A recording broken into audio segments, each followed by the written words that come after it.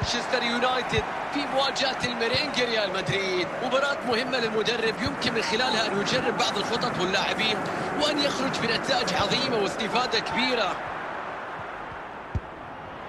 هنا فرصة عند ديمبلي، يا الله كم ممكن تكون هدف. الله على التدخل، فرصة خطيرة الآن، يجب استغلال الفرصة. الله على التصدي القوي،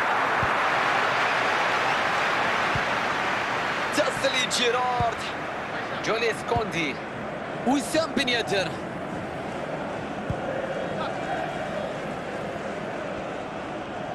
وصلت لعثمان ديمبلي، الكرة في المرمى مستحيل. الله على البداية، راح نشوف إعادة الهدف واللي بدأ بكرة عرضية مثالية وإنهاء جميل بكرة رأسية في المرمى. هدف في منتهى الروعة، هدف أول في المباراة. تقدم الآن بهدف مقابل لا شيء. استخلص الكرة بشكل ممتاز، خلصها في اللقطة الماضية.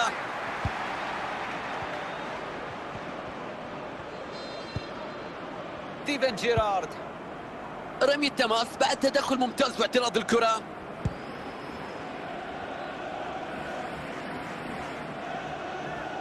بيليه، ضغط ناجح في الأمام. وسام بن يدر، والكرة في المرمى من وسام بن يدر. هذه كراته وهذه لعباته أمام المرمى، لا يتردد ويعرف.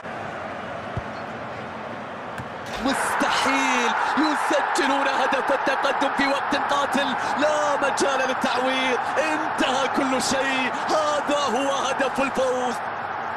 نشوف لقطة الهدف، لعب له كرة عرضية ولا أروع، ورأسية رائعة، لم تترك لحارس المرمى أي فرصة للتصدي. إذا أول أهداف هذه المباراة مشاهدينا متابعينا، النتيجة 1-0 الآن. حكمت المباراة.